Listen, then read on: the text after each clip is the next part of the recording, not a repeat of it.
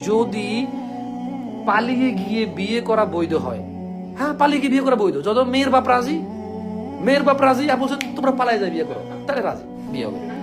তোমরা আমি বলি পালিয়ে গিয়ে বিয়ে করা বৈধ হতে পারে এইভাবে, মেয়ের বাপ রাজি, মেয়ের বাপ বলছে যে ছেলেকে বলছে তুমি কোর্টে থাকো, আমার মাই এখানে বোরখা পরে চলে যাবে, আমি যে কোর্টে থাকবো আমি কিন্তু কাউকে বলবো না, আমি লুকিয়ে থাকবো।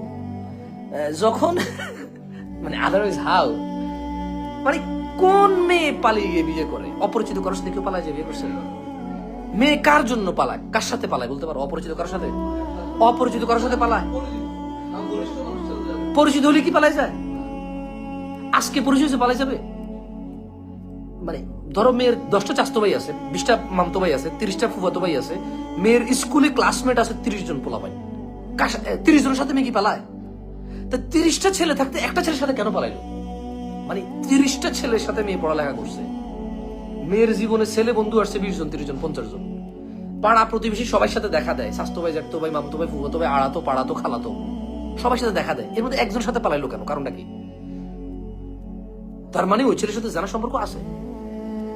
এখন এই মেয়ে বাপকে না জানিয়ে যদি বিয়ে করা বৈধ হয়ে যায়, আচ্ছা আরেকটা পয়েন্ট আছে এখানে, ধরো মেয়ে যদি মা বাপকে বা অভিভাবককে না জানিয়ে বিয়ে করা বৈধ হয়, তাইলে কোনো মানুষ প্রেম করার কি দরকার? আমার বলতে পারো, প্রথম দিন বলছে আই লাভ ইউ, যখন বলছে আই লাভ ইউ টু, পরে বলছে যে শোনো আমি তোমার বিয়ে করবো, কবুল কবুল কবুল বলো, মেয়ে বললো যে কবুল কবুল কবুল, বাস বিয়ে হয়ে যাবে। বললো যে তুমি তোমার পরিবারকে জানাবা, আমি আমার পরিবারকে জানাবো না, তুমি তোমার পরিবারকে জানাবা না, আমি আমার পরিবারকে জানাবো না, আমরা এভাবে থাকবো, মাঝে মধ্যে পার্কে যাবো, মাঝে মধ্যে রেস্টুরেন্টে যাবো, মাঝে মধ্যে আড়া পাড়া চিপা চাপা ছাদ কর্নার সিঁড়ির নিচে এখানে সেখানে দেখা করবো, খালার বাড়ি, মামার বাড়ি, নানার বাড়ি, এই বাড়ি সেই বাড়ি, আত্মীয় স্বজন বাড়ি, বন্ধু বান্ধবের বাড়ি, কক্সবাজার, মেয়েরা হানিমুনে যাবে, সরি মেয়েরা ট্যুরে যাবে, মেয়েরা ট্যুরে যাবে, তোমরা মেয়েরা যাবে, তোমার আব্বা আমাকে বললো যে আমরা আমার বান্ধবীর সাথে যাচ্ছি, পোলা ওই দিক দিয়ে চলে যাবে, আব্বা আমি আমার বন্ধুদের সাথে যাচ্ছি, পরে এখানে মানে তুমি আমার বুঝছো না, বুঝো নাই?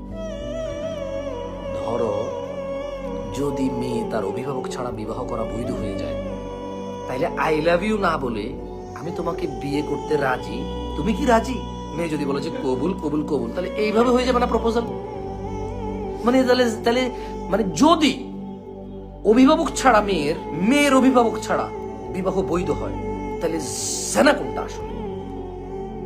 তুমি একটা মহিলার কাছে যাবা, মহিলাকে বলবো যে আমি তোমাকে বিয়ে করতে চাই, তুমি কি রাজি? মহিলা বলবো রাজি, মহিলা বলবো কবুল কবুল কবুল, এরপর তুমি থাকলা, থাকার পর তুমি বলো যে তালাক তালাক তালাক বায়েন তালাক, খালাস।